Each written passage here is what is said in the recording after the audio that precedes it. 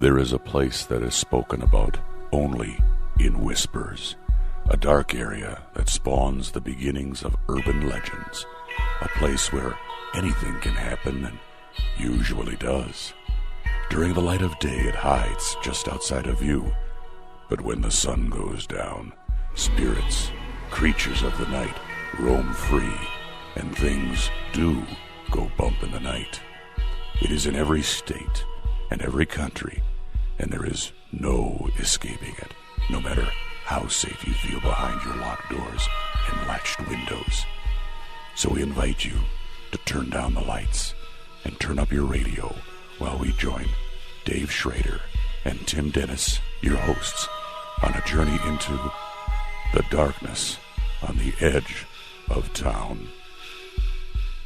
Hello and welcome. It's a brand new week and you're tuned in to the best in paranormal talk radio. This is Beyond the Darkness. I'm your host, Dave Schrader, and ladies and gentlemen, back across the board where he belongs, the one, the only, the master of disaster himself, Mr. Tim Dennis. Hi, Tim. Good to have you back, man. It was a lonely, cold week last week. It was a lonely, cold week. Except for Monday, of course. You pre-recorded that with me before you went in for your bionic foot. Well, and the eye implants. There's that. Yeah. And the penile enlargement. Right. So, oh, my God. Am I large now? Are you? Oh, congratulations. Yeah. When I get excited now, I can't bend my knee. I'm just saying. That is large. You might have overdone it. I might have done it. Might have overdone it. A little too much. Speaking of overdoing it, we had a great week of shows last week, even though you weren't part of them, Tim. There were still some really great guests. But this week, we've got a really nice mix of topics. How do you like this? Of course, tonight we have Supernatural News with Supernatural News team Tim Dennis and Dave Schrader. Yeah. Parashare a little later on. Uh-huh. Tomorrow, Tuesday, The Beast of Boggy Creek. Ooh, the search like for Southern Sasquatch. Yeah. Whoop, y'all! Whoop! You think that's what he sounds like? I think so, yeah. There's probably a y'all in there.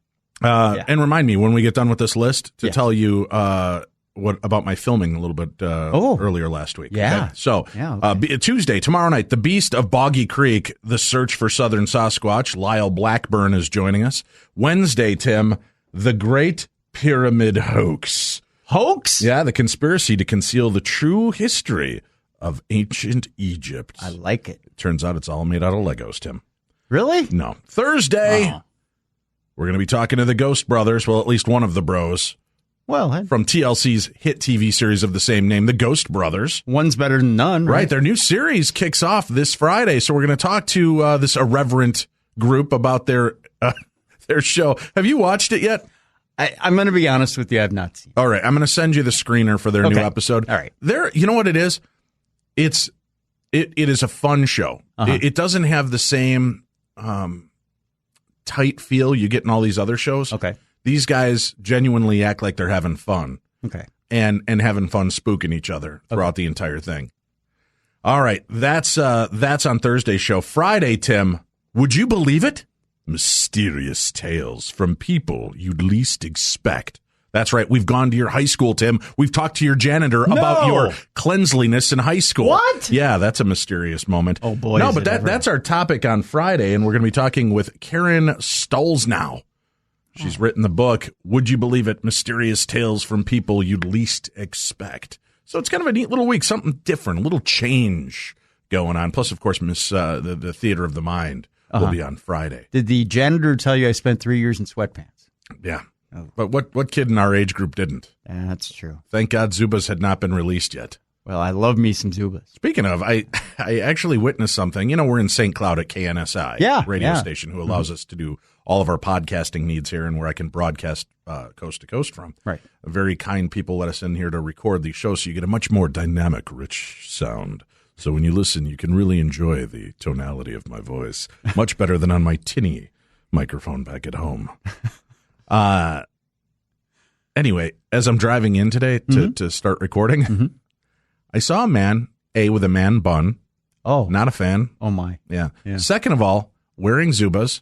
Oh, my. Third of all, wearing man clogs. No. Man clogs. I'm not talking like Crocs.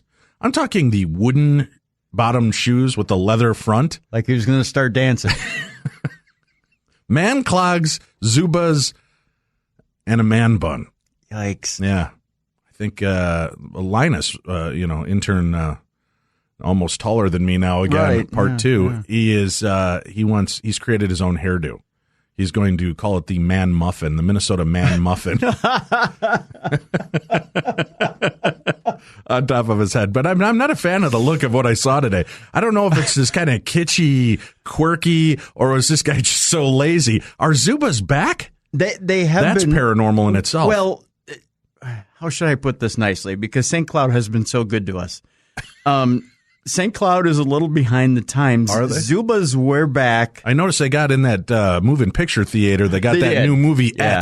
E.T. And they do talk now, those pictures. Yeah. Them talkies, they got them finally here in St. The Cloud. talkies they're quite popular here. I think from 88 to 98, I don't think you lived in anything outside of Zubas.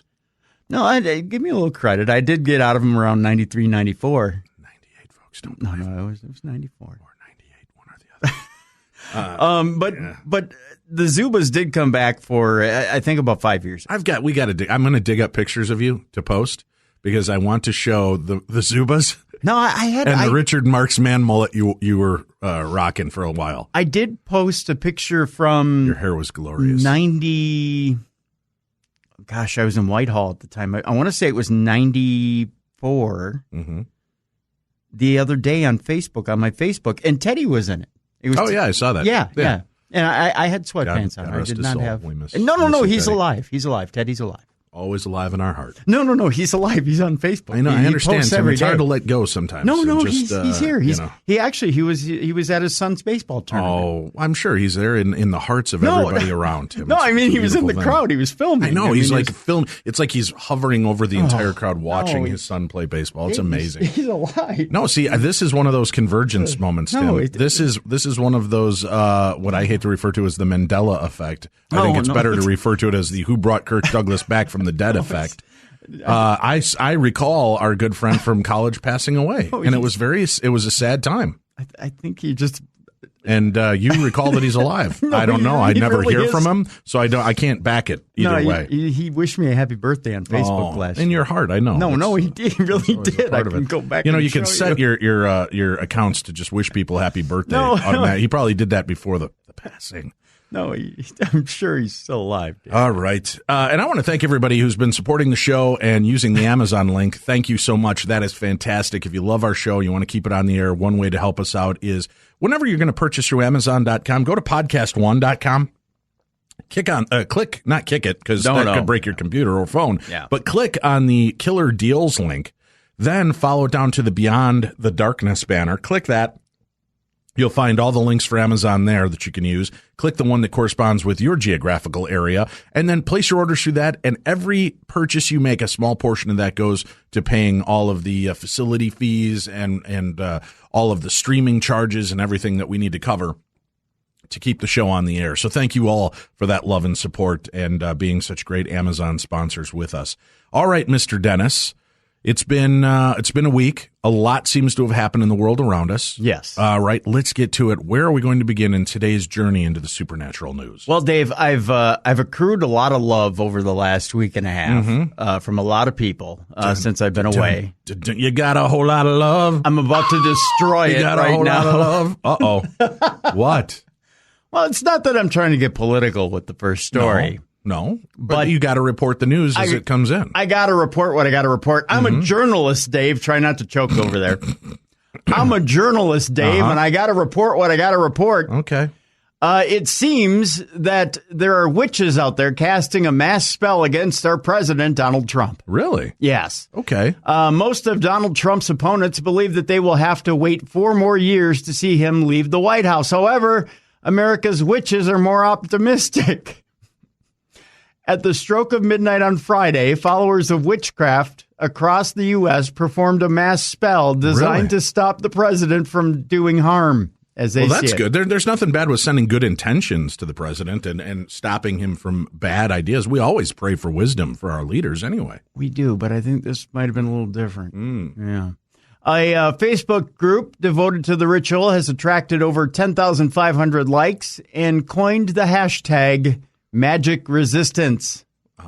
Yeah, I think this might be a little... That sounds bad, because if you're magic resistance, Yeah. doesn't that mean magic doesn't work on you? That might be sending a dual notice to the magic community. Yeah. Magic is like, yes, we're going to get together and we're going to affect Donald Trump. But wait, it's magic resistance, so maybe we shouldn't waste our time. Right. You think that's how magic works? Well, I would think so. It's a confusing time. It's an oxymoron, I think, is what we would call it. The development has sparked fury among Christian conservatives who have accused the witches of declaring spiritual war. Okay. Writer Michael Hughes, who described himself as a magical thinker, and aren't we all if you think about it, posted a version of the spell online saying he had seen multiple versions on private witchcraft groups. Okay. In it, he suggests using a stubby orange candle. I'll let you ruminate on that one for a minute. An unflattering picture of Mr. Trump and a Tower tarot card.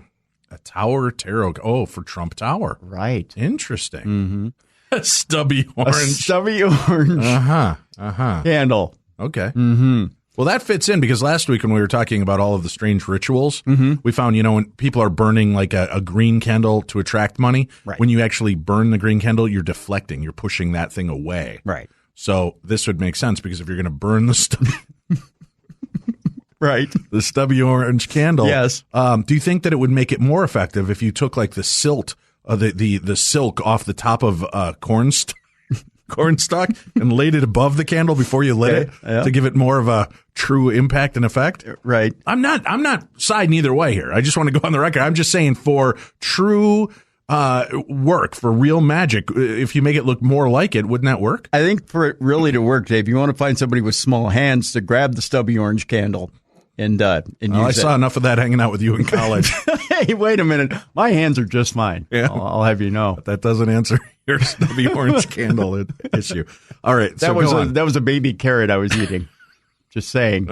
In a yoga position. Yeah. All right. Followers of magic are told to carve the president's name into the candle using a pin. A pin. A pin. Not a knife, not an X-Acto blade. A pin. A pin. Mainly because it's a stubby orange candle. No. Recite an incantation and then burn his picture in the flame. All right. That just seems negative. It does, doesn't it?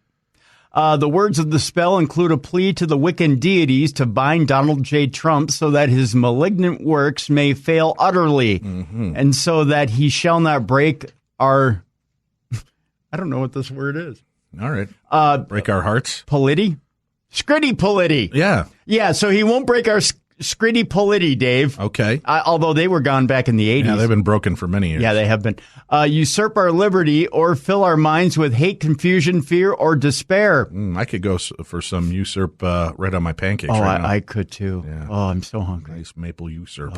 Or the carol usurp. Oh, no, I don't like that corn It's stuff. good in a pinch. So, wouldn't it, I don't know, because witchcraft, and maybe the witches out there listening can, before you turn a curse against Tim and I for reporting this, wouldn't it make more sense? I thought if you're a witch, you work in the light. You work in a positive way, because what you send out negatively comes back to you.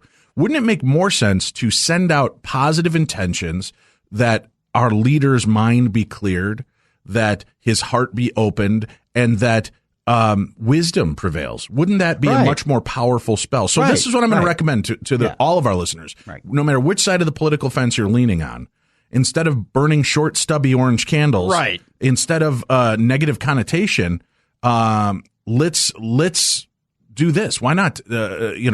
Take a picture of Trump at his worst, and burn that in effigy as though you're giving that up and that away, and that we're going to and replace it with a nice picture of Donald Trump. Yeah. And then let's just pour intentions on this. Right. And focus positivity towards our president, because there's nothing we can do as people right now to get him out of office. Right. So maybe what we should all do is, instead of focusing on the fighting and the negativity and the break between us, maybe we should focus on the best way to send power and intention to this man to make wise choices that are good for the world and for our country and for our people, instead of just trying to wish him bad. And I don't think we need more bad and corrupt from anybody. Absolutely. Just because you don't like the ride on the Titanic, you don't want the captain to sink the ship.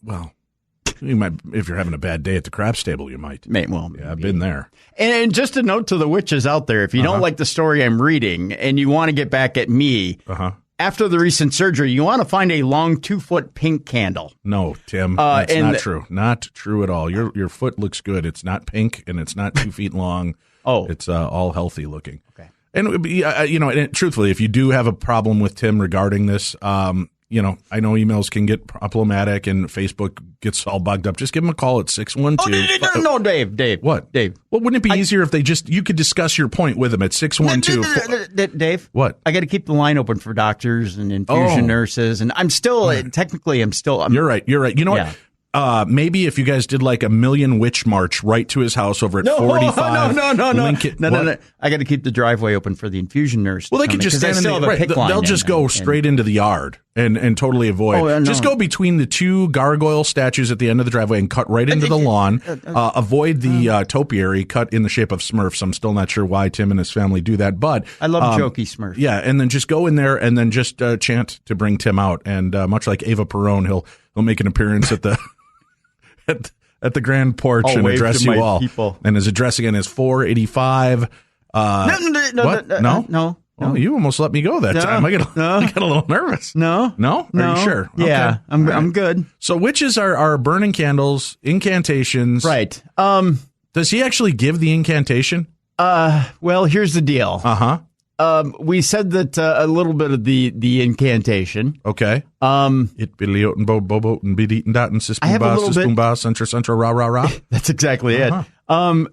I have a little bit of bad news for his supporters as well. Oh no. Whose supporters? I'm bringing the pain. Mr. Trump's supporters. Okay. President Trump's supporters. According to this article. Beyond the Darkness. Not me. Or the Jericho Network or Podcast One. Right. We're just reporting. We're not. Yeah.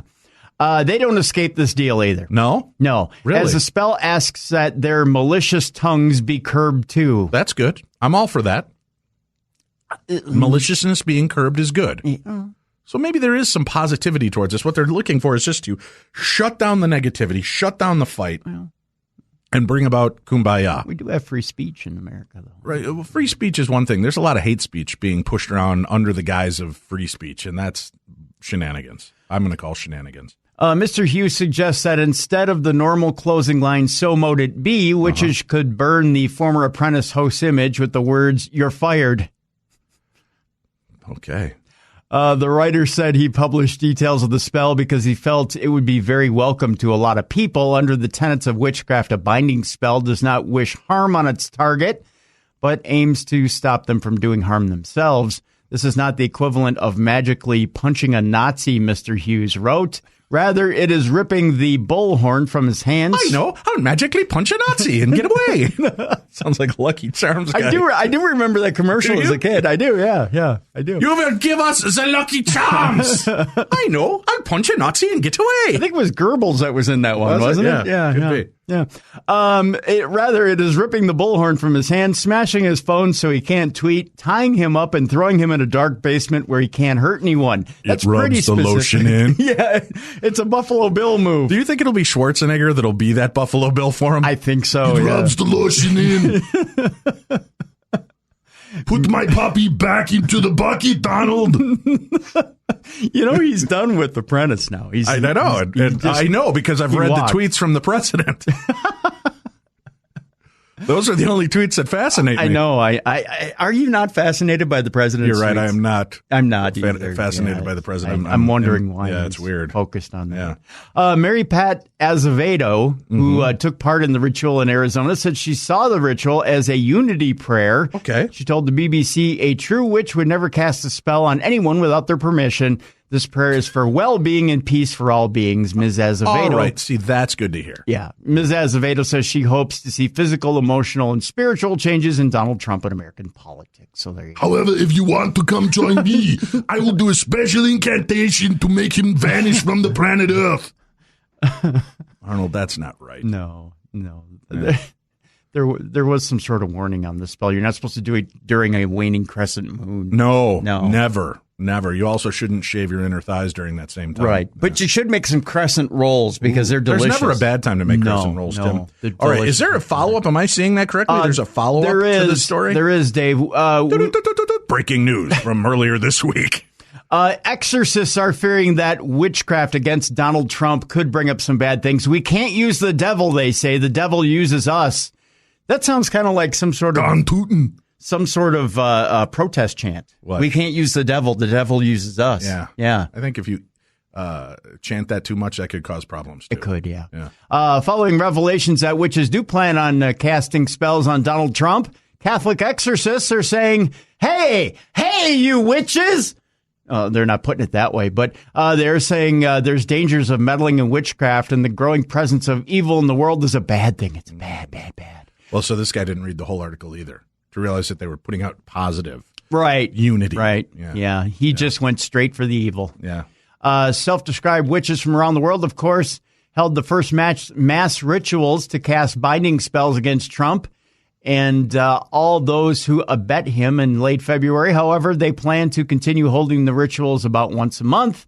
I could go for a good binding spell after eating at Taco Bell. Oh, you aren't kidding. Whew. You know, that's when you got to hold back the evil. Bind me. The other place, White Castle. Even more. Why do you got a bag on it? Everybody already knows that. I had to laugh. One of the Booth brothers, Christopher St. Booth, posted a week ago on his feed. He's like, I did see that. I've been living in America and I've never tried White Castle. It's flipping delicious. Oh, no. Why haven't I tried? I don't know why I'm all Mick Jagger on this, but he's like, I should have tried this years ago. And then the next day he's like, holy hell, what demon-infested bog have I found myself mired upon? I mean, that's a loose translation from what he wrote. It's accurate. It's very accurate. It's pretty close. Yeah. But he was all English-manned up. First of all, I've hung out with the Booth brothers. I don't believe for a minute they have never eaten at White Castle before. Yeah, boy. And I think he overdid it on that first shot because, you know, they are deceivingly good. They are. And they will fight their way back out. Those are animals that have not given up the battle. That's right. If there's ever a reason for veganism, it's eating White Castle. That's right. That'll turn you vegan in a hurry. Moo! I want out! You'll not contain me in your colon. Boy. Binding spells. We were talking binding spells. Yes. So where were we? Oh yes. So waning crescent moons. Right. It got me thinking about crescent rolls again. That's kind of like a binding spell. The purpose of the binding spell is to prevent Trump from doing any damage to himself or others. However, organizers set up that Facebook page, as we had told you. Catholic exorcists are warning that witchcraft is a work of the devil, and attempting to use it could have grave consequences. Dun, dun, dun. The words in the spell that he may do no harm sugarcoat the reality that the devil wants the destruction of mankind and never has our best interests at heart, warns an article. Listen to this. It's an article by Patti Smith. Ooh, from Warrior? Yeah. Yeah. Or no, Scandal. Scandal, yeah. But she did. Is it that Patti Smith? I think it is. She was shooting at the walls of heartache. Bang, bang. She is a warrior. Yeah, and then she came up with this deal. Yeah. Coming from a woman who's married to John McEnroe. Well, I know. That's interesting. She's, all day long, she's probably shooting at him, trying to get him out of the house. Just saying. But that was in the National Catholic Register. Smith spoke to various exorcists who all warned of the power of spells and how it's a symptom of the growing power of evil in the world. Father Vincent Lampert, who has been the designated exorcist for the Archdiocese of Indianapolis and also the designated exorcist for the Minnesota Twins when they need one. We need one. Yeah. Since 2005, said the power of spells doesn't come from God. Anyone who would dare say they want the challenge that God is in charge is using the power of evil as their own. They should realize that we can't use the devil. The devil uses us. See, again, I think this is ignorance at play here. I'm going to stand up for our Wiccan friends. Okay. Because I believe that they're not calling upon the devil to do this work. Right. This is kind of medieval times thinking that the church is coming forward with. That, they're calling upon the devil. I don't believe that. What they're doing is they're calling upon the power of intention and the power of unity. And the Bible itself, Tim, correct me if I'm wrong, aside from saying that Beyond the Darkness is the Bible's favorite paranormal radio show, it also states that when you come together with one or more raised voices, you're more powerful. Right. And I think if people are coming together, I think it's so groovy how people are finally coming together, Tim. And they put forward a positive intention to make things better. I don't see how the Catholic Church or anybody could twist that into demonic intervention. I think you're right. You know, I think if you're going into it with positivity, and that's what the Catholic Church, I think, is missing on this opportunity. I could be wrong. No. But if they stepped up and said, you know what, we will stand by the side of these other belief systems, and let's unite all of the different belief systems in one common positive thought to make America great again, make the world great again by bringing people together instead of pushing them apart, and hoping, praying, and setting forth the intention for good things. And again, maybe I'm living in an all supercalifragilisticexpialidocious kind of world, Tim, but I think that would unite more people coming together instead of going to war with each other now between the Catholics and Wiccans. I hear you. I also think, too, when you said that the Catholic Church was thinking in medieval times, thinking that the only image that sticks in my head is the Pope trying to bless somebody with a turkey leg. I just what? Well, the whole medieval times thing. Using that as a sepulcher? Yeah. Just, trying to baptize somebody with a turkey leg. Well, did you listen to any of the shows while you were out? Yes, I did. Yeah. Did you hear about... I did not know that the Pope is kind of a voodoo priest in a sense. A little bit. When he got down on his knees and kissed the ground twice to make it bad. And where was it? Not the Dominican Republic, but it was someplace like that. And I can't think in of South where it was. America, right. Yeah. They realized that they consider him like this grand wizard for that practice because they said that the Pope tainted the ground there, made things bad happen. Yeah. Pope, come on. Pope. I hear you. Carrying on with the story, Father Vincent Lampert also went on to say people can't control it and the devil ends up using them for his own purposes. Father Lampert counseled before arguing that spells only have an effect on people who are spiritually weak. Monsignor John Esseff, a veteran priest and exorcist in Pennsylvania, said the face of the devil is becoming more clearly seen in public. It's not Trump they're against, but Jesus, the Monsignor said. I don't think so. Jesus has got pretty good politics. He just wants to love people and feed them fishes and make wine out of water. Who wouldn't vote for that guy? Yeah, I know, right? Hey, everybody, chill. All right, come here.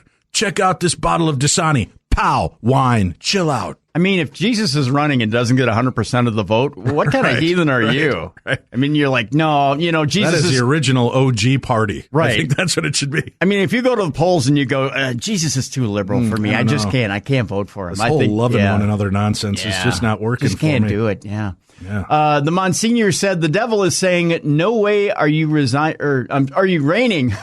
Not resigning. There's no S in there. No way are you reigning in this country. We are coming out against you. Another priest who Smith gave the pseudonym Father Patrick argued that the spell ritual is proof that evil is working against Trump. And so Come on, Patrick. Evil's working against Trump.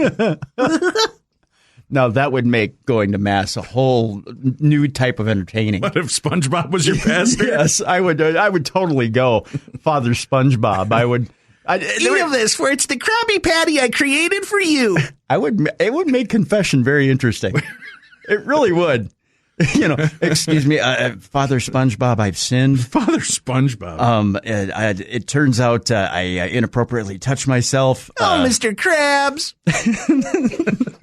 That could be dangerous if Mr. Krabs is touching himself. That would be awesome. Yeah. Confession with Father SpongeBob. Release the grip. Oh, God. That would be awesome confession. Leave the comedy to the professionals. That's what they keep telling us on Twitter and Facebook. Really? This is the one show you can skip. Really? Oh. We just do it to amuse ourselves, folks. I know. All right. Okay, so we got the idea here. Wiccans want to make the world a better place. The Catholic Church wants to separate us from the Wiccans. It's all the devil's work, and the devil inside each and every one of us has a devil inside. Way to quote In Excess. They're telling us people should continue to pray in the way that they have been praying. To pray just to make it That's today. right. And now we're quoting Hammer. And the priest who went on to advise Now let's sing from the hymn book. Turn your hymn books. Turn your hymnals to we gotta pray just to make it today. Father SpongeBob, I tell you, I can go right back to church tomorrow, to any church that had Father SpongeBob. Would you? I would. And now from the poet laureate George Michaels, let's have some faith. Instead of a communion host and wine, you'd probably have a little bit of weed up there. I don't think so. I think SpongeBob's not about the weed, man. Come on. He's all about the Krabby Patty. If you're above the age of 16 and you're watching SpongeBob, you're probably hitting the J. Or you're a father with 700 children much like myself. All right, where are we going next in the world of supernatural news? You know what? We got a couple of stories here from the world of television that I think we need to address. Speaking of television, Tim. Yes. I got to film for a TV show that apparently has heard about me. Really? Yes, they have a new show I believe it's in Canada. Okay. It's called Evil Nature. And it's Really? about paranormal experiences that happen in the out of doors, Tim. Really? And they wanted me to come share my Bigfoot experience with them. So I filmed with them on Thursday or Friday last week, and they will be airing that episode. I think it's part of season 2. They're filming the end part of season 1 and season 2 right now. Okay. So you will not only get to see my story played out, but I did ask that they find an actor that looks eerily similar to me to portray the part. I wasn't Macaulay available, Culkin is going to play my role. No, Macaulay Culkin? Yes. I said, let's do like Hollywood. Shake it up. Make me a young, rebellious, in shape black youth. And wow. I don't know if they're going to buy that, but we're going to try. But no, I seriously, the show, when I heard it's called Evil Nature, right. I thought it was about, our evil nature, the devil inside kind of thing. Yeah. It's just about how bad it is outdoors. And I was like, sign me up. I'll be on every episode. I'm your host. I should be that guy. Yeah. So as soon as it's available and out there, they told me they'd let me know. They're going to get me a DVD copy of it. So maybe we'll have to find a cool place here in Minnesota to do a screening. That'd be cool. Of Evil Nature. Yeah. And you can see my Bigfoot story unfold before your own eyes. Maybe we could serve trail mix. Let's all pray. Serve trail mix and water for snacks. Sure. Yeah. Yeah. Just totally go evil nature with it. Trail mix, of course, being Nutty Buddies and Twinkies broken up in a plastic bag. Because we're not an animal. Right, yeah, exactly. Yeah, exactly. So that's interesting. So that I'm doing that show. Very cool. Nice. All right. That's enough of a self-egotistical plug, but I wanted to put that out there. I filmed the show as well while I was out. It's similar to Misery. I was just stuck in bed and somebody broke my ankles with a hammer. Well, you kind of had it coming. I did. Yeah. All right. We move on to other worlds in TV. With Ghost Adventures, Zach Baggins. There's a couple of stories about him this week. Mm-hmm. He's teasing that his haunted museum, his brand new haunted museum, has some serious activity, Dave. Oh, really? Serious activity. Serious. Zach Baggins took to Twitter on Thursday to tease fans about some quite serious activity that's been going on inside his Las Vegas-based haunted museum. Mm-hmm. The haunted museum will be opening its doors soon, according to the official website. Fans of Ghost Adventures had been waiting anxiously for the haunted attraction to open ever since Deadly Possessions aired on the Travel Channel last year. Right. The haunted museum features a display of all the haunted oddities collected by Zach throughout his ghost hunting career. Taking to his personal Twitter account on Thursday, Zach teased that the haunted museum has recently seen some quite serious yet remarkable activity with one of its newest objects. I'm waiting for it to scroll down. Here we go. The retweet prompted a huge reaction from Zach Baggins' hundreds of thousands of Twitter followers, with some asking for a live stream of the place. Why would you do that? Then you're giving away something for free that you should be paying for. No, I think you totally should do that. I think that would draw more attention if you put a little camera in the corner so people could see when stuff starts getting unhinged. It'd be good for you to do. I don't know. It's the wrestling promoter in me that's like, you're giving away something for free that you should pay for. You are so tight. Now with over 100 comments and nearly 200 retweets, fans of Ghost Adventures are telling Zach to stop teasing and either tell them what the object is or tell them when the haunted museum will open its doors to visitors. But Zach's followers are left scratching their heads with questions, kind of like that, since he hasn't been back to the Twitter post to reply to anyone's comments. One follower asked for just a clue. Just the clue, Zach. Just give us a clue. Just a tiny bit of the clue. While another says that Zach just enjoys doing this to us. Mm-hmm. Oh, yeah, baby. He's enjoying it. I stopped by there. It's a cool-looking place. It's big. It's really I saw the picture. Deceivingly big. Yeah, I saw the picture of you pointing to it. Yeah. Smiling. Yeah, it's kind of cool. Of course, a lot of loyal fans of Ghost Adventures and Deadly Possessions, both hosted by Zach Baggins, already think they know what the object is that Zach's referring to, saying that they would love to see her, referring to Peggy the Haunted Doll. Peggy the Doll is reportedly one of the most dangerous paranormal possessions in the world, is shared by Dread Central, and was acquired by Zak Bagans not too long ago for the Haunted Museum.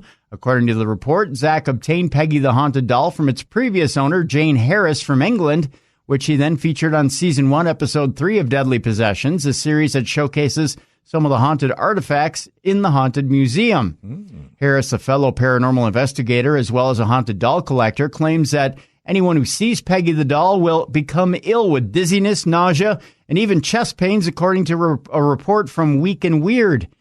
That just sounds like you're having a heart attack. I'll say something. I do know about a few pieces that he's acquired for the museum that are not public knowledge yet. Really? Yes. Very cool. Cool. Yeah. Harris said 80% of the people who come into contact with Peggy experience some kind of bad reaction, which can range from headaches to full-blown mania. WrestleMania! Oh, yeah, brother. That is probably why Zak Bagans is making visitors of the Haunted Museum suit up and then wrestle each other in the middle of the museum. No, he's not doing that. Okay, he's not doing That's that. after hours. Okay. And then they have to sign a waiver before they view Peggy the Haunted Doll. The museum's official Twitter account confirmed that visitors will have to sign a release after one follower asked if the public would be able to visit Peggy. The quote is, Peggy the doll will be displayed at the Haunted Museum, but releases will have to be signed should visitors want to see her. Zak has also talked about the possible dangers of haunted objects, including Peggy, who he claims has an effect on people who do nothing more than just view a photograph on the internet. He said the objects that I bring in here, they have a lot of things attached to them. It's just a concentrated nuclear reactor of objects and energy. A subreddit devoted entirely to ghost adventures asks if anyone has ever seen Peggy the doll and had any side effects, with most comments saying that they've had no ill effects and weren't bothered at all from watching Peggy on Deadly Possessions. One comment added that it's about the power of suggestion, one thing that Zak Bagans is certainly good at.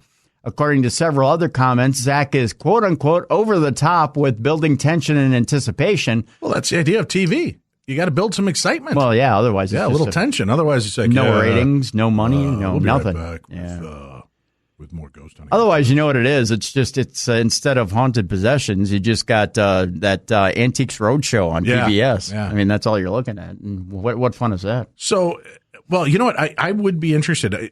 I don't know. When you know that something has that, like Robert the Doll, you're not supposed to take his photograph without asking permission. Right.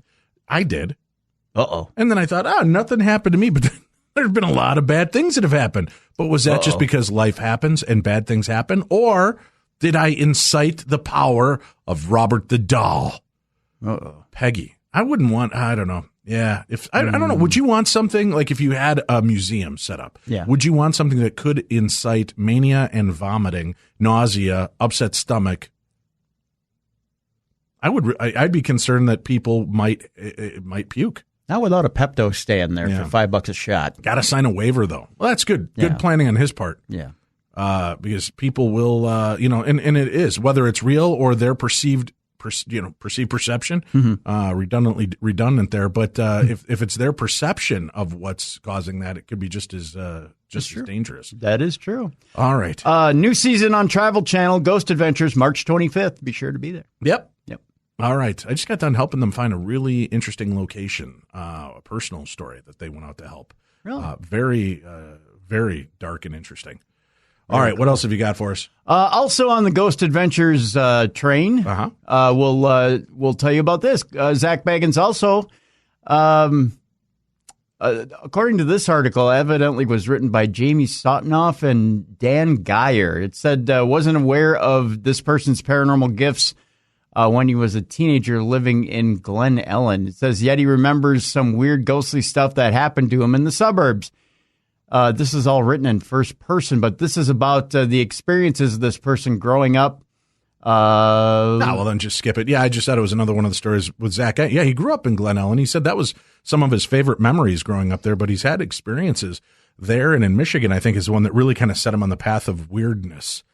Let's do this. We have to take a quick break. We've got more stories to share. We'll get into some parashare if we can. I mean, we have a lot of news stories to cover. Yeah, we do. So we'll do that and get back to that when we can. So stay tuned. You got more of the best in paranormal talk radio coming your way. This is Beyond the Darkness. All right, let me bring this.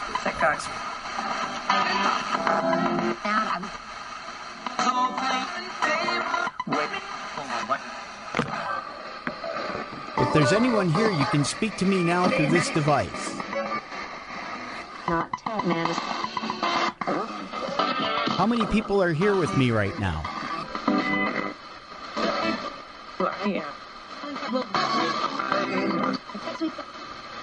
Where exactly are you?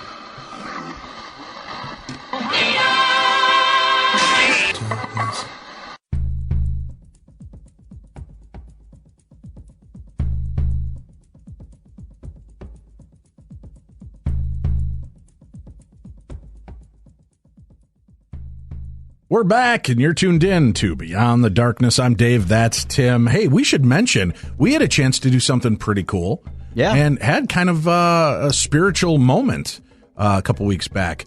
For people that don't know, Prince, of course, is from our town here in Minneapolis, St. Paul. Mm-hmm. And he had his living quarters and recording studio where he recorded most of his famous music at Paisley Park, where he passed away last year. Can you believe it's almost been a year? I know. Wow, just like that. Yeah. They finally opened it up as a museum, and they gave the media a chance to do a walkthrough. Yep. And we had a chance to go there. And I will tell you, it's interesting. I've been to Graceland, which is a cool atmosphere, right? And, you know, they have Elvis's grave there. Right. So been there, witnessed that. Pretty amazing, right? They just put a $45 million addition on Graceland. Oh, really? Yeah, I was just watching. What the hell? What did they build? They put an addition on it where they have cement ponds. They have Elvis's cars on display. They have a guitar that only McCartney and Elvis had played. I guess it's worth $1 million. Wow. They've done some other things. They put some jumpsuits on display and some other things. Well, they already had a ton of the jumpsuits. Right. They put some more stuff. Okay. Yeah. So, well, that's cool. Yeah, I got to keep it fresh, which I think is what Paisley Park is doing. Yes. They gave us a chance to do this walkthrough, and on the VIP tour is the one I definitely think you should get involved in. And there's the After Dark and the VIP tour, because the VIP tour takes you into a few places you don't get to see on the normal tour, and it's well worth it. But just to see the amount of awards this man won, and how forward-thinking he was, that he kind of set this place up to become a museum someday. Right. Awesome place to get to stand in the studios where he recorded some of the most famous music. And I didn't realize how many other celebrities, musicians, have recorded at Paisley Park Studios. Oh yeah. And, you know, for those of you that don't know, when he passed away, he was cremated, and his urn is in the shape of a miniature Paisley Park. Yeah. And you actually get to be there right with it. Yeah. At Paisley Park. And that was kind of a holy beep moment. Yeah. So, you know, now I've been to the grave of Elvis and to the grave of Prince. And I've seen Michael Jackson's grave too. Wow. Hidden away. Not many people know where it is. Really? I've been there. Yeah. Wow. So I've been in front of royalty now, Tim. Yeah. The king of pop, the king of rock, and the prince of all. Yeah. We've been there for that. But I thought it was great. What an amazing chance to get to walk through this man's history and legacy, see handwritten notes. Yeah. And they believed in leaving things as they found them after he passed away. Yep. So there's a hat on his one piano he had taken off and set there that will remain there forever. There's handwritten notes that he had around the house and in some of the recording studios that will never be touched and will always be there. But it was pretty fascinating, and it really kind of touches you if you're a fan of music and a fan of this legend to be in that place. And we got to play ping pong on Prince's ping pong table. Yeah, that was amazing. Yeah, so that was kind of fun. I think I wouldn't be too sure if maybe 10, 15 years down the road, they open up the living quarters area. Yeah. So then they can refresh and give you something for people that have been there, give you some place to come back and see more. So I wouldn't be surprised if that's what we'll see. Although, you know, here's a conundrum. Would you want to go through the living quarters? To me, it's just like going through Elvis's living quarters. It was cool to see the mansion and all the rooms that were important to him and where he slept. And I think as a fan, we all have this ghoulish need and want and desire to see these things. See, knowing what a private person he was and how incredibly private he was, I was okay with what we saw. Sure. And not having to go into right, but for quarters.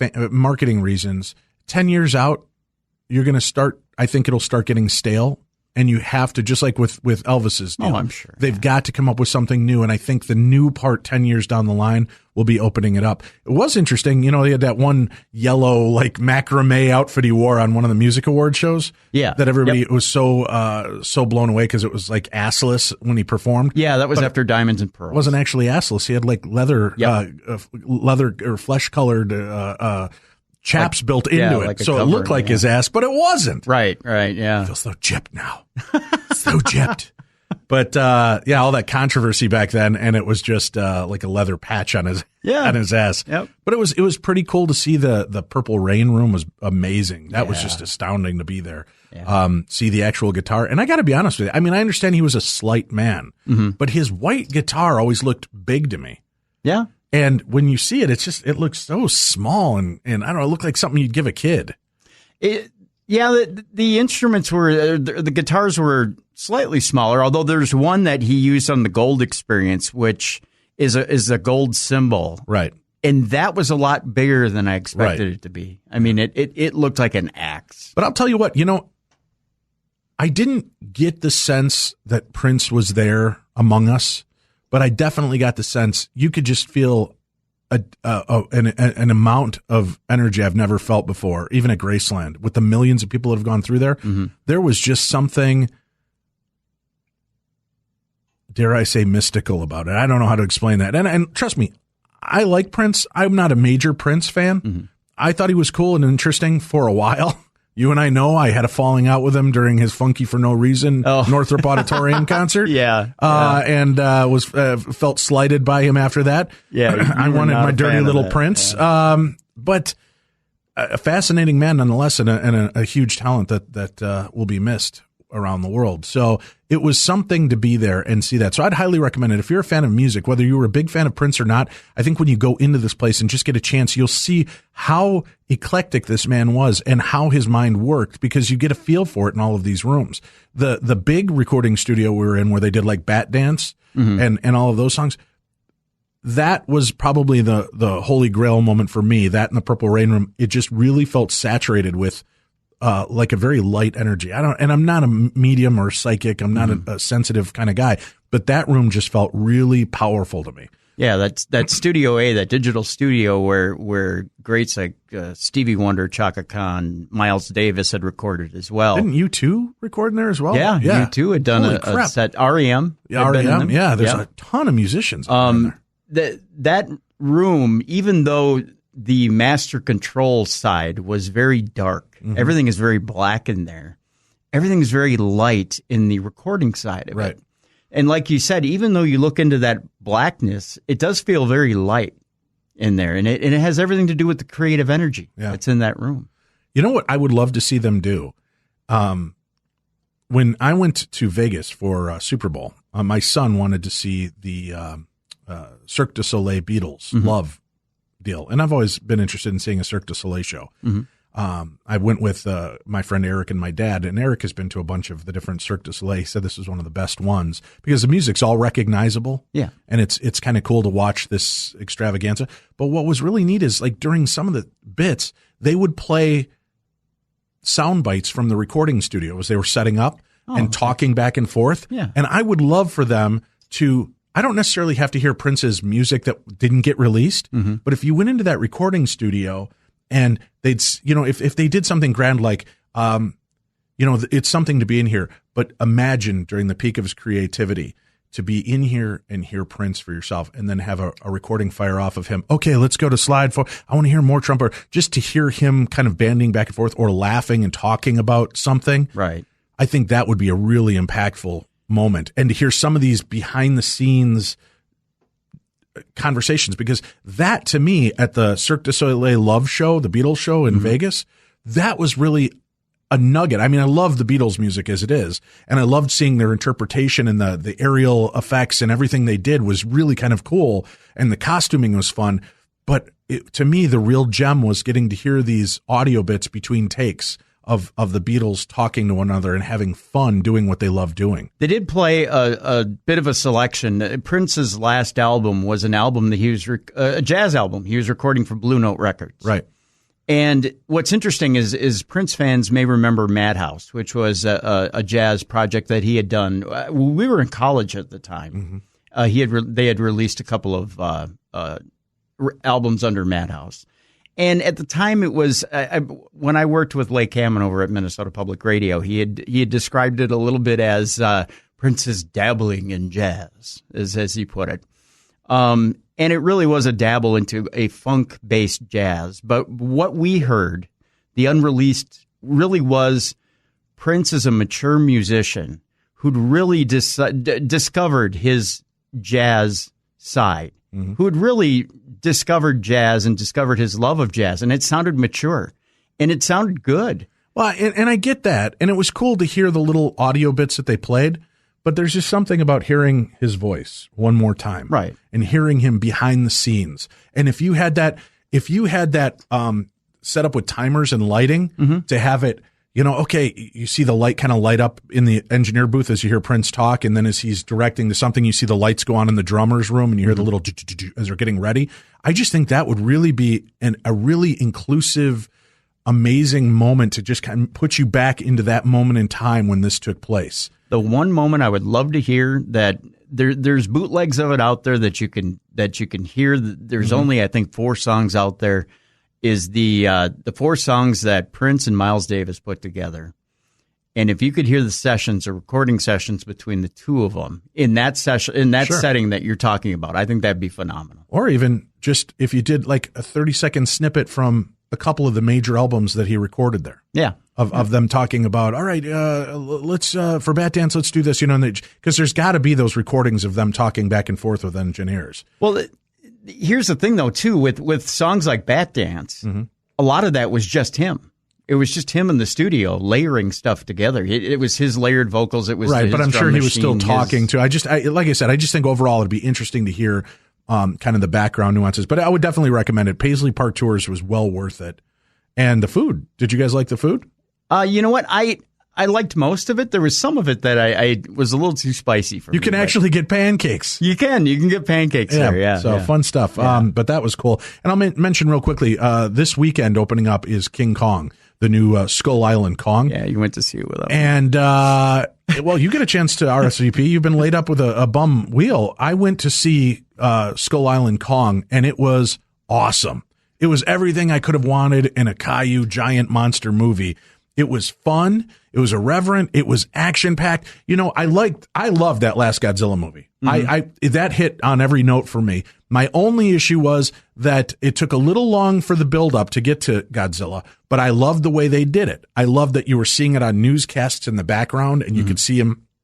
And I loved that they were amping up the deal. What I really disliked about Peter Jackson's was that it took, and you have to look at it, it was like an hour and 20 or an hour and 40 minutes before King Kong makes an appearance.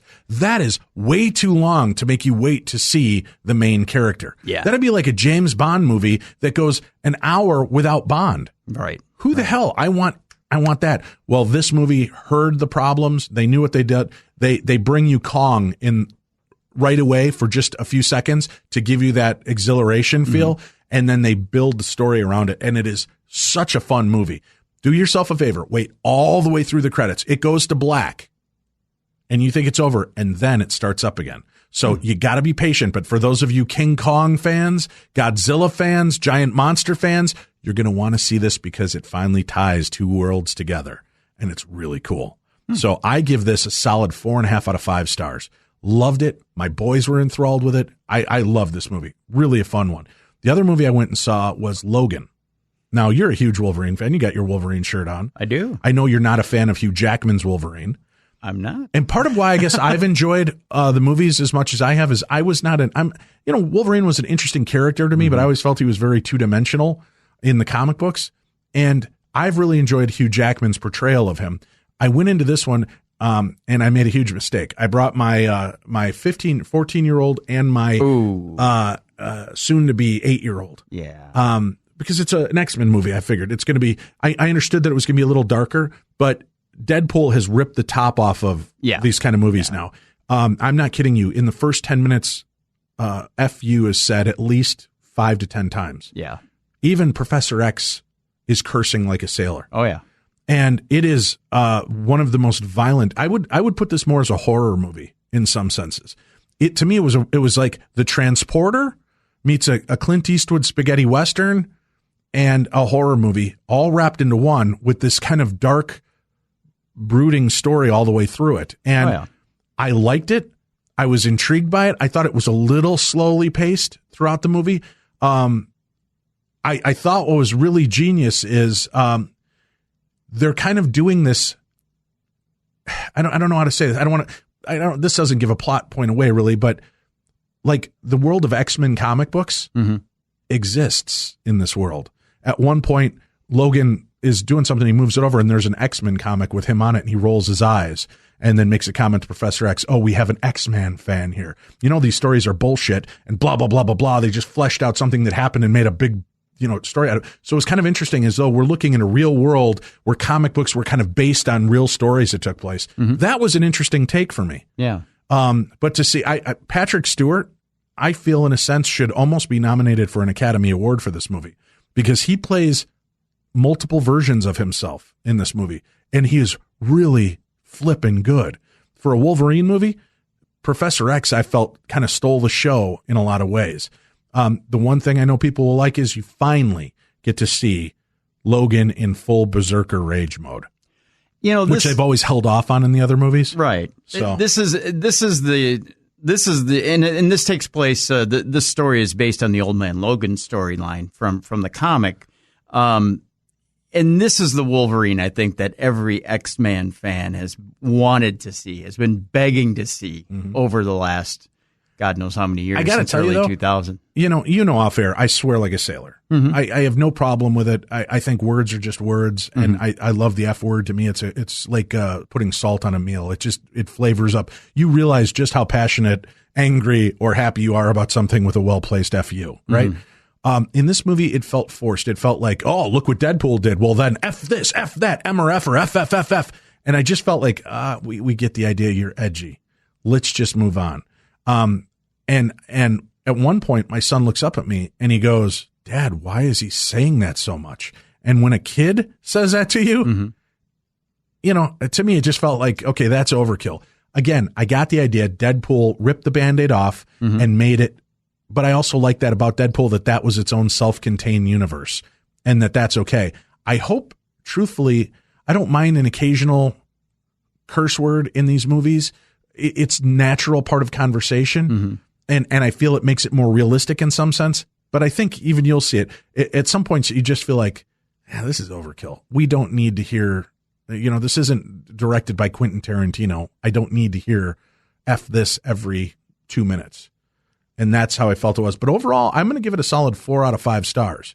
And I thought it was entertaining and it was good and it mixed a lot of genres. And I think the only uncomfortable feeling I had through the whole movie was that I was there with a 7-year-old going to see a superhero movie, and I just didn't have a grasp for what this was going to be. And I wish I would have known more about it before I took him to see it. Yeah, so don't take your kids. It is rated R. So I know. I didn't take him to Deadpool because they were upfront about there's going to be brief nudity and cursing. There was none of that for me in this. It just was going to be, I heard it was going to be more violent, but this is violent. This is, and again, you're right. This is the X-Men Wolverine that everybody's been wanting to see. Yep. But beware, because if you bring kids to it, it is violent. I mean, it makes Freddy Krueger and Jason and Michael seem like pansies. Between Wolverine and this little X23 character, it's brutal. And to see a child be this brutal too is very disturbing. Well, and X23 in the comic books is 10 times more berserker than Logan ever could be. You get that, and he even looks offended in the movie a few times. He's like, "What the hell is this?" Yeah. But it delivers on a lot of unfinished promises. It'll be interesting because both actors, Hugh Jackman and Patrick Stewart, have both stepped down, and this was their final coup de grace. This was it. Yeah. However, they both come forward and said that they would return under 2 conditions. 1, it would be a Deadpool movie, or 2, that they would be involved in the Marvel Cinematic Universe. Right. And I would love to see that happen. I know you have a different feeling on it, but wouldn't you like to see what they do with Jackman as Wolverine after 17 years playing this character? I'd like to see them give him I got, to be honest with you, I haven't seen Logan first. I got to see Logan first. Sure. And if he can change my mind with this movie, then I would like to see the Hulk and Wolverine go at it once. Yeah. On screen. This also had a very Mel Gibson Beyond Thunderdome feel to it. Okay. Because you've got the kids, you've got the old man kind of pairing up with, so there's kind of that vibe. And the Reavers, yeah. Even down to them shaving him while he's unconscious. So it's kind of, it's very similar in those senses. So I feel they tipped their hat to a lot of really cool genres in this movie and gave you a bunch of different things to look at. And it's a good movie, powerful. It'll be interesting, too, to see, because James Mangold was the director of this film. He was also the director of the last one, the last Wolverine movie. Which I thought was much better than the first Wolverine movie. Right, much better than the first one, but it was just, It wasn't, there was nothing spectacular about the last one. It was just there. So, all right, well, let's get back into some supernatural news, but I wanted to at least cover that because people are always looking for good movies. King Kong kind of fits in that cryptid realm. And I love the idea that there might be a place where things still exist like that. And Wolverine was a really kind of just a really powerful story I think people will enjoy, but just beware, see it before you decide to take your kid to it. Faux show. There you go. And definitely go see Paisley Park. That's well worth the investment again, whether you're a Prince fan or not, to just be kind of saturated in his grooviness is cool. And to be there right by his urinal. Good night. Well, there is. The golden his urinal. Urn, right? No, but his funeral urn. You get to be right there by it, and it's respectfully placed somewhere. I don't want to give it away because I want you to not know when you go in there, and then when they reveal it to you, I want you to have that kind of awe and amazement that we did. Yeah, but well worth it. His urinal. I was going to say, did you use the bathroom there? I didn't. Please, if you sprinkle when you tinkle, be a sweetie, wipe the seat. That was the weird That was the one point I didn't want to hear his voice, but I guess it was okay that recording plays at that moment. That's kind of a sweet touch. Then as you fart in there, you hear, somebody's getting funky for no reason. Oh, God. Just to say you farted in Prince's house, that made it all worthwhile. And I got to dance at Prince's house. Yeah. I got down with my bad self. You did? Yeah. Because I was slow dancing by myself, which made everybody there really uncomfortable, especially security. But I had a good time. It's when you went to kiss yourself that it got weird. Kidding myself. All right, where are we going in the world of supernatural? Oh, Dave, we're going to Florida. Oh, why? Why should we stay away from Florida? Oh, bullocks. What's going on in Florida? A Florida Florida face biter, Dave. A Florida face biter, which is hard for me to say 10 times fast. Said he fled a demon-like figure before killings. Uh-oh. Yes. A Florida college student accused of randomly killing a couple in their garage and chewing on the dead man's face told television psychologist Phil McGraw he was fleeing a demon-like figure named Daniel. Oh, Daniel, my brother. I think the only demon you're fleeing was yourself, and that you, sir, are a master biter. Oh, I see what you did there. Yeah. And only had a vague recollection of the slangs. Yeah. Just vaguely. Yeah. In a 22-minute interview released on Tuesday by prosecutors Austin Haroof, he said he lost his wits as he walked back to his father's home after storming out of a restaurant where they were having an argument. Yeah, so this is an update to a story. I think we reported on this last year with Darkness Radio. It was, True Crime Tuesday. Right. McGraw asked about the devil talking to you, and Haroof went on to describe a dark figure he called Daniel, which is also an Elton John song. Daniel, my demon, you were evil as me. Yeah. I got scared out of my mind, Haroof told McGraw, who interviewed him by computer. When the former... Because there ain't no way I'm going to get in person with that guy if he's got the devil in him and wants to bite me, because look at me, I'm tasty. I am not beef jerky. I don't know why my Phil McGraw sounds more like George Bush on helium. He does, a little bit. When the former high school wrestler and football player was still hospitalized last fall, that's when he interviewed him by computer. The 20-year-old Haroof was arrested upon release from the hospital for the August 15th death of John Stevens, a 59-year-old landscaper, and his wife, Michelle Michonne, 53 as well. Both had been beaten and stabbed. He could face the death penalty if convicted of murder. The interview, which is now evidence in the case, was scheduled to air on McGraw's Dr. Phil show last October 28th, but was pulled at the last minute without explanation. Prosecutors released it without comment after NBC affiliate WPTV hired lawyers to seek its release under the state's public information law. Haruf, a bodybuilder who majored in exercise science at Florida State University, said he stripped off most of his clothes. Of course he did, as he tried to run away from Daniel because he had to show off his pecs. McGraw asked what he was thinking. He said, "I just need to find someone to help me to figure out where I am," said Haruf, speaking in a steady, even voice as his father, dentist Wade Haruf, stood just off camera. "I don't even remember what I said to myself. I just remember being afraid and scared."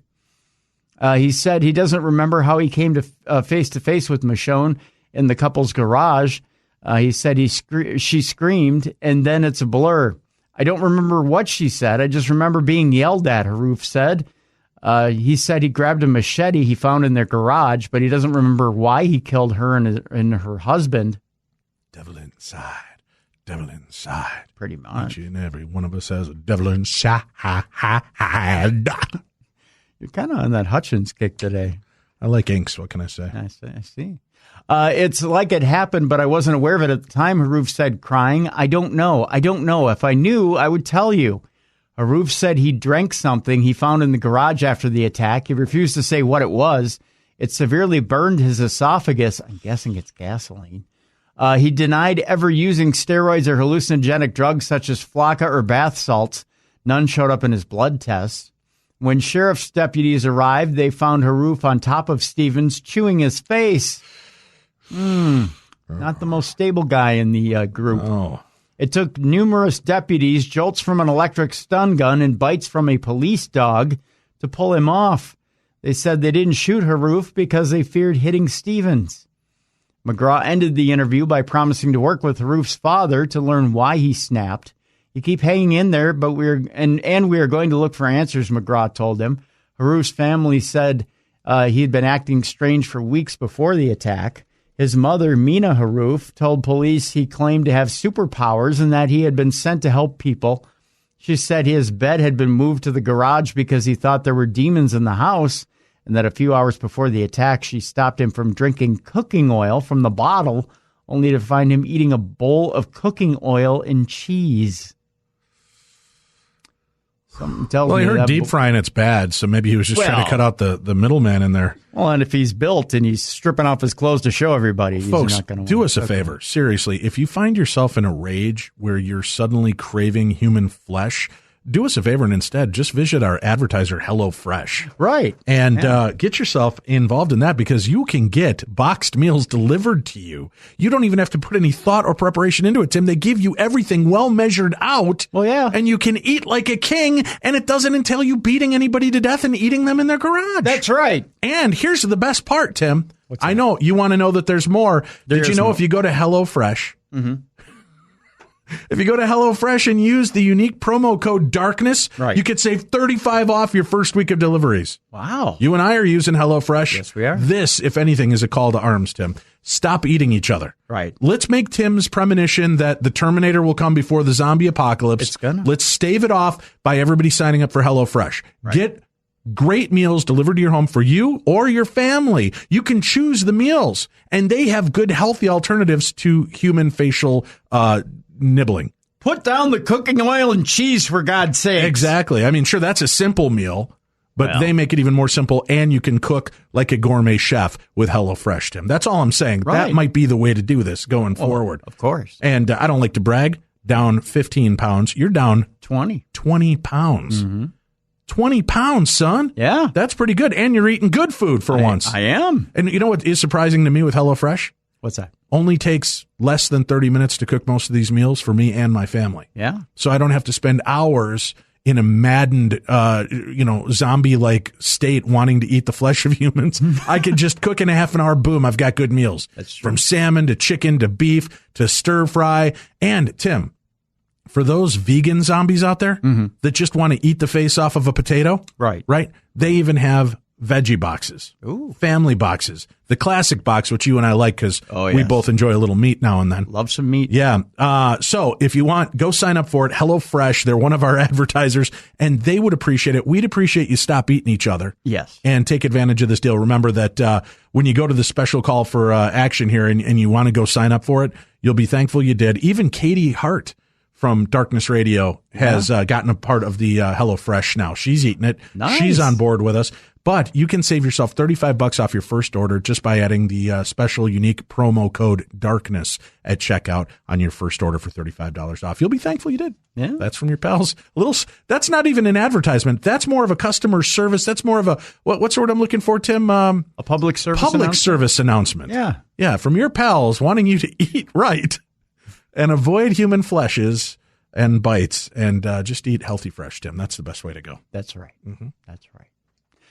The one thing you shouldn't do, though, is throw knives. What? Yeah, don't throw knives while you're preparing your food. No. You should never throw knives, Tim. It's dangerous. Right.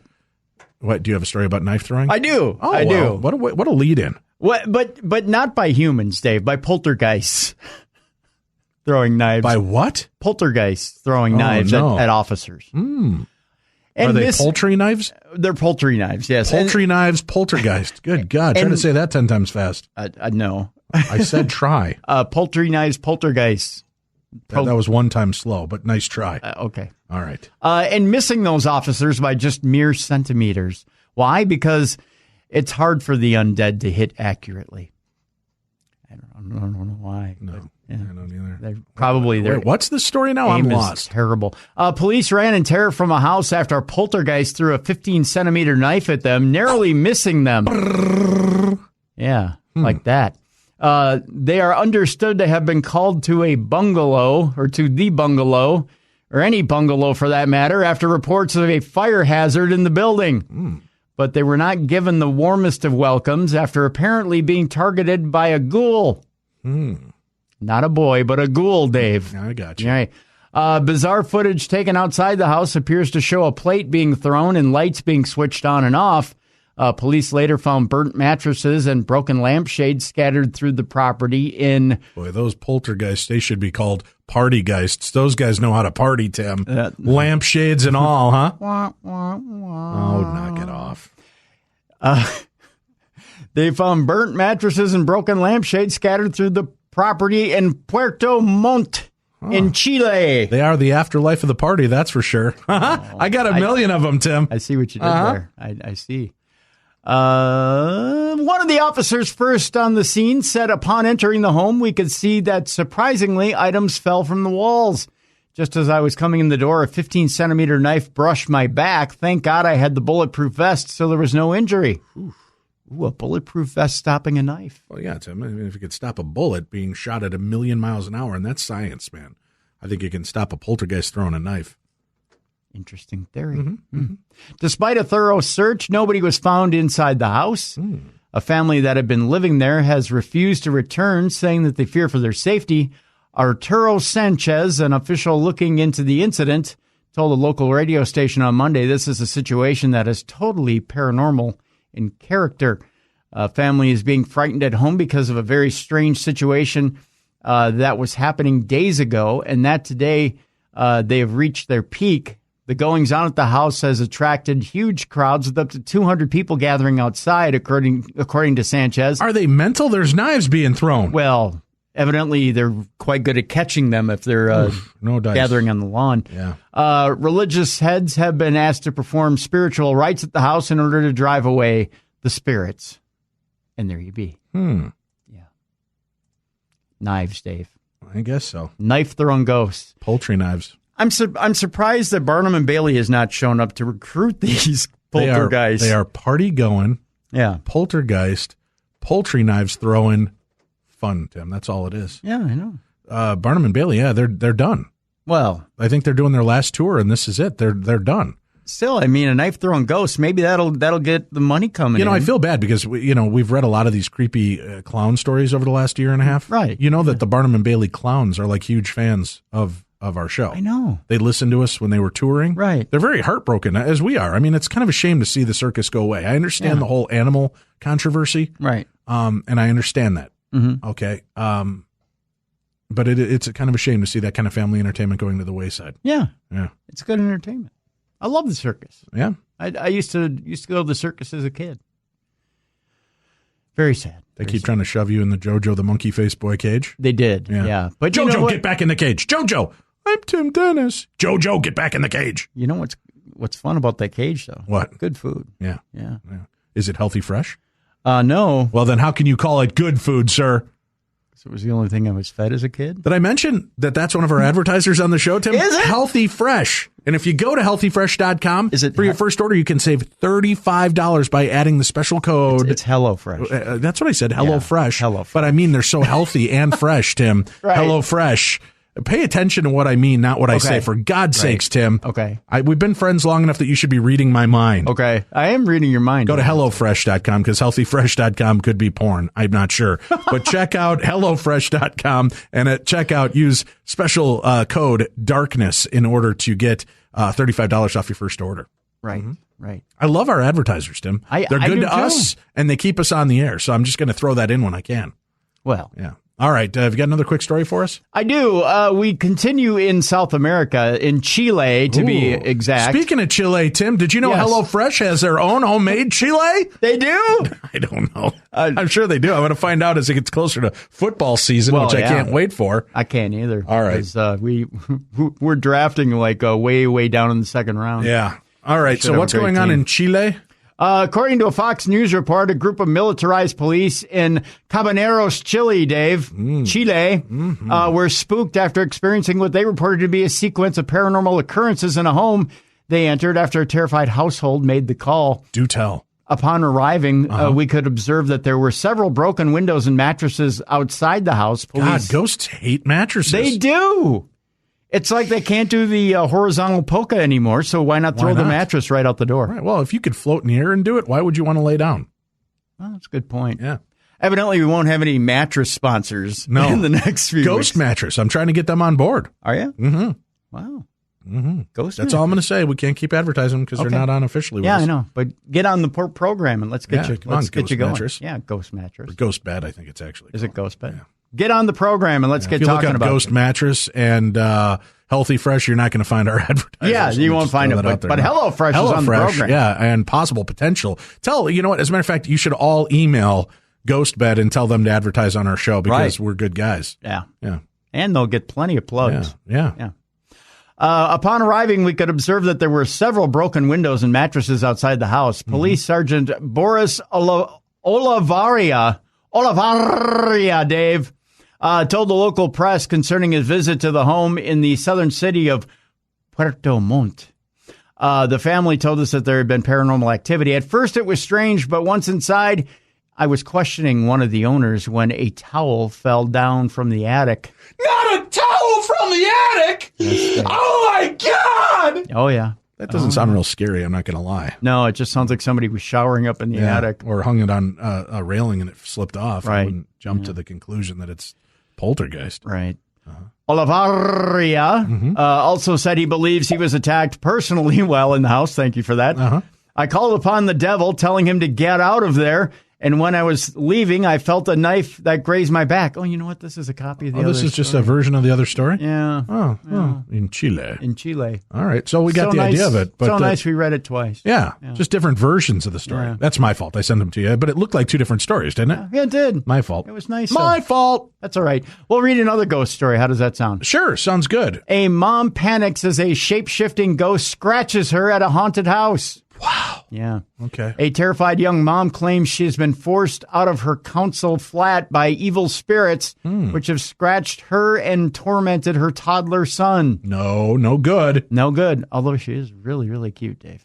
Not going to lie. The toddler son? That's weird. No, the lady. You are. Lady, cute lady. Oh, yeah. Oh, pretty lady. Pretty lady. With the blonde hair and the blue eyes. Yep. 21-year-old. I'm thinking they're missing an R here. Her name is Tacy Bruce. Either that or her parents were brain damaged. Tacy Bruce? Tacey Bruce. Well, wait a minute. So Tacey means that their parents were brain damaged, yet I have a daughter named Pacey? Well, what do you say about me? No, but you wouldn't put an How's R that in corner there. you found yourself painted into, Mr. Dennis? No, there's no corner being painted here because you wouldn't name your daughter Pacey. But don't worry. If you get painted in a corner, Tim, you can still order HelloFresh. They deliver. They deliver to my corner? Yeah, they will. Really? Yeah, your corner of the earth right here. So if I use the keyword darkness, I get $35 off my first order. It's not keyword, Tim. Don't I'm get sorry, mistaken. No, it's it's the unique promo code darkness. Promo code darkness. You save $35 off that first order when you paint yourself in a corner. To my painted corner. Yes, exactly. All right. I'm just clarifying. Tacey Bruce says the ghosts take the forms of a child, man, or animal and are picking one on 1-year-old Josh. That sounds like most men. Yes. Sometimes they act like an animal, mostly like a child. Child, man, or animal. You could be either one. The spooky goings-on at her one-bed flat in York include toy cars making noises when they are switched off and plugs pushing themselves out of the walls. Most disturbing, though, is her claim that she was scratched by a claw. Bear claw. Mm-hmm. Delicious donuts. But scratched by a claw. We don't eat bear claws, Dave. Why? Bring me gadgets. Was it that claw? Yes, it was that claw. Excellent. Yeah. This comes as footage emerged of a house, so haunted police evacuated it. Seems to be the theme of the night. Describing, it is supernatural news, Tim. You are correct. Describing the attacks, Tacey said, 4 days ago, I went back to the flat and ended up being scratched. I know it seems far-fetched, but I had my hairdryer plugged into the wall, and the plug came out of the socket all by itself. Not a plug coming out of the socket by itself, Tim! Yeah. That, again, is not real chilling to me. No. Not very. Very tame ghosts. Very anticlimactic. Yeah. Yeah. Mm-hmm. I then went downstairs with a pain on my back, and there was a big 5-centimeter scratch. What does that equate to in American words, Tim? In American, I think 5 centimeters is about 32 inches? Yes. Okay. Yeah, it's about 32 inches. Using the conversion chart. Yeah. That's how big the new implant is that the doctor gave me. Oh. About 32 centimeters. I see. That is one big toe. Yeah. Okay. It looked like a claw mark and it disappeared the next day, she continued. She has even taken a series of pictures in which she claims captures the spirits. Speaking about the pictures, beauty therapist Tacey said, I'm sick of people telling me they are reflections, light or dust. Oh, look at that. It's a nice orb. You know what it looks like? Reflections, or is it light or dust? Or it could be dust. Yeah, it could be. Oh, sorry, Tacey. She added, I'm petrified to go back there with my son. I feel uncomfortable in there. Tim, would you be willing to go with her, bad leg and all? Would you be willing to escort said beautiful woman back in there? I'll roll into that 1-bedroom flat with her, sure. Maybe she should remove her shirt so you can see if any scratches suddenly appear before your eyes. I should take a closer look. It's all for science. For science! Yes. I'm all about the science. Yeah. Science. S-I-E-N-S. Science. Right. She added, I'm petrified to go back in there with my son. I feel uncomfortable in there, and the atmosphere changes at night. I'm sure it will, especially when I come in there to check out the science. He'll be doing the poltergeist polka with you. Yeah. They posturpedic polka. No, it's poltergeist polka. Poltergeist polka. It's paranormal. Yes. Yeah. That's a lot of strange banging in the night, right? It is. Yes, Thank you, everybody. Thank you. Remember to tip your waiters and wait staff. My son will be screaming from morning to night, and so will you, Tacey. No. And soon he came out of the house. Yeah, but usually it's, let me out! He won't let me out! Well, it's hard when you're chained to the radiator. Oh, God. I'm kidding. You are an old romantic. I am. As soon as he came out of the house, he was a completely different child, she said. It seems like it. Yeah. Tacey also says she has videos of orbs and beams of light moving quickly across the room. Of course she does. She says Josh has become inconsolable while in the house and believes the ghosts are tormenting him. She added, I felt like something is making me angry, and it changes how I think and feel. Uh-oh. It's called a 1-year-old. Yeah, that's true. I've never believed in ghosts before, but I do now, and nobody can say to me they don't exist. They don't exist. Oh, they don't exist. What's she going to do? Yeah. Despite her fears, City of York Council has refused to allow her to move flats, and she is living with her parents instead. James Bailey, Landlord Services Manager, said, in line with our usual assessment processes, we have considered the evidence provided, visited the property, and interviewed the tenant. We have found that the case does not meet the criteria to move the tenant, who we have advised on their rehousing options. Hmm. Yeah, so there you go.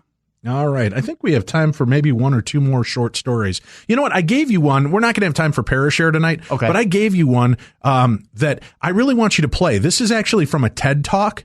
A TED Talk. You'll see it in there, I believe. Yep. And this, I think, is important because, we love to talk about the supernatural, the paranormal, but we also like to educate you and enlighten you. We're not going to play the entire thing, but I think the opening monologue by this woman, and who is it, Tim? What's her name? Her name is it Carrie Poppy? Okay. And her TED Talk was a scientific approach to the paranormal. And she gives some really important insight that I think could save lives. And I'm not being sarcastic. I know that there's a lot of times we say things in jest, but I heard this TED Talk. It amazed me for what it was.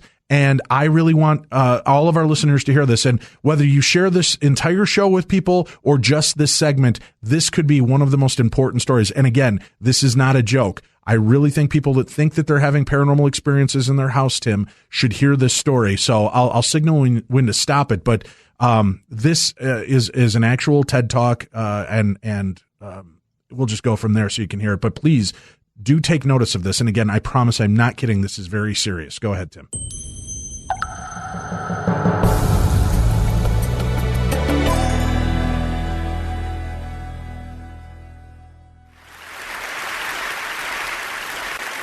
Eight years ago, I was haunted by an evil spirit. I was 25 at the time, and I was living in a tiny house behind someone else's house in Los Angeles. It was this guest house. It had kind of been dilapidated, not taken care of for a long time. And one night, I was sitting there, and I got this really spooky feeling. Kind of the feeling like you're being watched, but no one was there except my two dogs, and they were just chewing their feet. And I looked around, no one was there, and I thought, okay, this is just my imagination. But the feeling just kept getting worse, and I started to feel this pressure in my chest, sort of like the feeling when you get bad news, but it started to sink lower and lower and almost hurt. And over the course of that week, this feeling got worse and worse, and I started to become convinced that something was there in my little guest house haunting me. And I started to hear these sounds, this whoosh, kind of whisper, like something passing through me. And I called my best friend, Claire, and I said, I know this is going to sound crazy, but I think there's a ghost in my house. I need to get rid of it. And she said, she's very open-minded, and she said, I don't think you're crazy. I think you just need to do a cleansing ritual.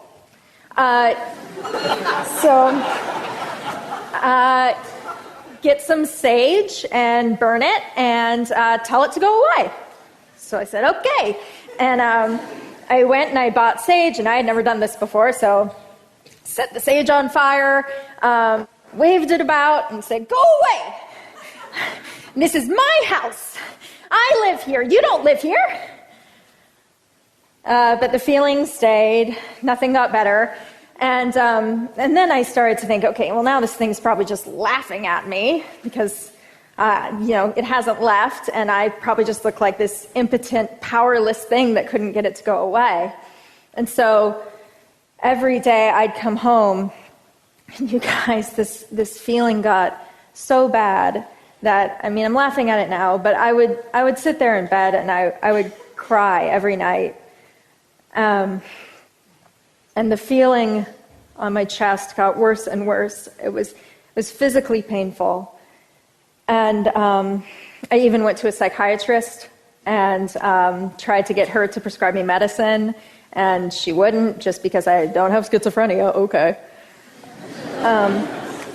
And so finally I got on the internet and I Googled hauntings. And I came upon this forum of ghost hunters, but these were a special kind of ghost hunters. They were skeptics. And so they believed that every case of ghosts that they had investigated so far had been explained away by science. And I was like, okay, smart guys, this is what's happening to me, and if you have an explanation for me, I would love to hear it. And one of them said, okay, have you heard of carbon monoxide poisoning? And I said, yeah, like gas poisoning? So carbon monoxide poisoning is when you have a gas leaking into your home. And I looked it up, and the symptoms of carbon monoxide poisoning include a pressure on your chest, auditory hallucinations, whoosh, and an unexplained feeling of dread. So that night, I called the gas company. I said, I have an emergency. Need you to come out. Don't want to get into the story now, but I need you to come out. They came out. I said, I suspect a gas leak. They brought their carbon monoxide detector. And the man said, it's a really good thing that you called us tonight, because you could have been dead very soon. 37% of Americans believe in haunted houses. And I wonder how many of them have been in one, and how many of them have been in danger. So that haunting story has led me to my job. I'm an investigator, and I'm an investigator in two senses. I'm an investigative journalist, and I'm also an investigator of the claims of the paranormal and claims of the... Now, I want you to go see the whole rest of this TED Talk. So we'll post it up on our Facebook feed, and we'll post it up on our Twitter feeds as well, so you can see the entire thing. But again, Tim, that's why I said, and I meant it wholeheartedly, this was more of a public service announcement, and I'm glad that she put this together, because I worry that maybe there are people that are dealing with this, and it could be a carbon monoxide leak. Yeah. You can get CO2 detectors or carbon monoxide detectors for your home. I know some of them can be quite pricey, but you can die in your sleep if you're not, you could die, period, if you're not taking care of it. And a lot of what is described in the paranormal is exactly what carbon monoxide poisoning also shows up as. Yeah, absolutely. So that's it. Well, that's it for us tonight, folks. We'll leave you on that note, kind of a public service reminder from your buddies here at Darkness Radio, Beyond the Darkness. I want to thank you guys all for joining us. Got a great week lined up again for you. This week on Tuesday, the Beast of Boggy Creek, searching for Southern Sasquatch. We've got Lyle Blackburn joining us tomorrow on the show. Wednesday, the Great Pyramid Hoax, the conspiracy to conceal the true history of ancient Egypt. Scott Crichton from Scotland will be joining us, Tim. Then on Thursday, the Ghost Brothers. We're going to be talking with Dalen Spratt from the TV series Ghost Brothers on TLC. And then Friday, would you believe it? Mysterious tales from people you'd least expect. So that's what's on slate for this week. And do me a favor, I just got done hosting Coast to Coast AM this last week, and we did a much larger version of The Day Satan Called. Yep. And really a great turnout for callers and listeners as well. If you've missed it and you want to be able to catch up with the 4 years of shows that I've done on Coast to Coast AM, visit coasttocoastam.com and become a Coast Insider. It's a 1-year subscription. 15 cents a day gets you access to thousands of past archives going back 5 years. I've been doing the show now for 4 years, so that'll give you access to every episode I've ever done. And I'm usually on 2 to 3 times a month, so you can find that information. I'll be visiting again with Coast to Coast AM on the 25th of this month, so make sure that you write that on your calendar and spend some time with us. But tune in tonight on Coast to Coast AM. George Norrie will be talking with Matthew Swain, Hauntings and Legends of Country Music. He'll also spend time talking with actor, director, producer, and Hollywood legend Mel Gibson live in studio. So that's tonight on the best in overnight talk radio, Coast to Coast AM. Visit our buddy George Norrie and show them a little love as well. We'll be back again tomorrow. For Tim Dennis, I'm Dave Schrader. You've been listening to the best in paranormal talk radio. This is Beyond the Darkness.